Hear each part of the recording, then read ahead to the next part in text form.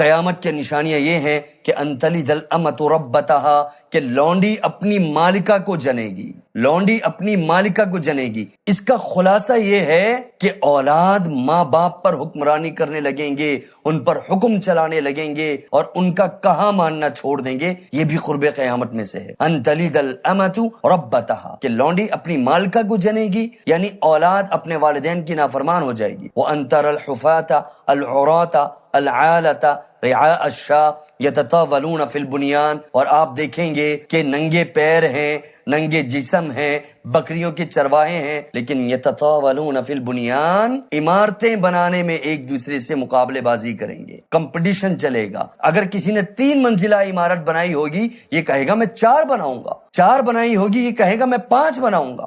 ہر معاملے میں ایک دوسرے سے آگے بڑھنے کی کوشش کریں گے۔ اور ویسے کیا ہے، جسموں پر لباس نہیں ہے، پاؤں میں جوتا نہیں ہے، لیکن مقابلے بازی میں، حرص میں، لالچ میں ایک دوسرے سے آگے بڑھنے کی کوشش کریں گے۔ عمر بن خطاب رضی اللہ تعالی عنہ فرماتے ہیں، یہ شخص اتنے جامع اور مانع سوالات کر کے اٹھا اور چلا گیا۔ اللہ کے نبی علیہ السلام نے صحابہ سے کہا کہ اے میرے صحابہ دیکھو وہ شخص کہاں ہے، کہاں گیا؟ وہ چلا گیا۔ صحابہ نے جا کر دیکھا، کہا اللہ کے نبی علیہ السلام وہ تو غائب ہو گیا، پتہ نہیں کہاں گیا، کچھ معلوم ہی نہیں۔ رسول اللہ صلی اللہ علیہ وسلم نے فرمایا اتدرون من السائل، کیا تم جانتے ہو کہ یہ جو آیا تھا اور سوالات کر رہا تھا یہ کون تھا؟ قالوا اللہ ورسولہ اعلم، صحابہ نے کہا اللہ اور اس کا رسول زیادہ جانتا ہے، آپ بتا دیں یہ کون شخص تھا۔ قال هذا جبرائیل اتاکم یعلمکم دینکم، نبی علیہ السلام نے فرمایا یہ جبریل علیہ السلام تھے، تمہارے پاس آئے تھے تمہیں تمہارا دین سکھانے۔ یہ لفظ قابل غور ہے، جبریل علیہ السلام تمہیں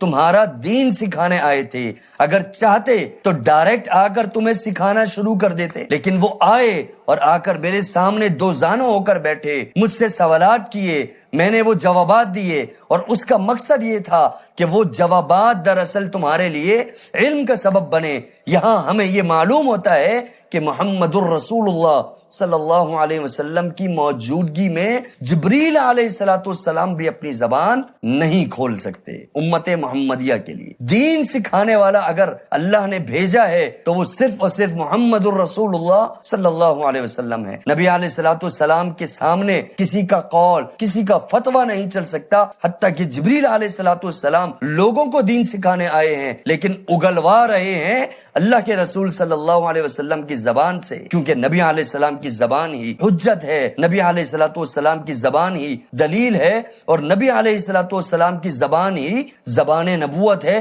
اور وہی ہمارے لیے مشعل راہ ہے، وہی ہمارے لیے راہ نجات ہے۔ اللہ رب العالمین اس حدیث پر جس میں اللہ کے نبی علیہ السلام نے ایمانیات، اسلامیات، احسان، قیامت کی نشانیاں اور تقریباً پورا دین بڑے ہی اختصار سے بیان کیا، اللہ رب العالمین اس حدیث کو سمجھ کر ہمیں عمل پیرا ہونے کی توفیق عطا فرمائے۔ اقول قولی ھذا استغفر اللہ لی ولکم، السلام علیکم ورحمۃ اللہ وبرکاتہ۔ امن کا پیغام صورت اسلام، امن کا پیغام انسانیت کے نام۔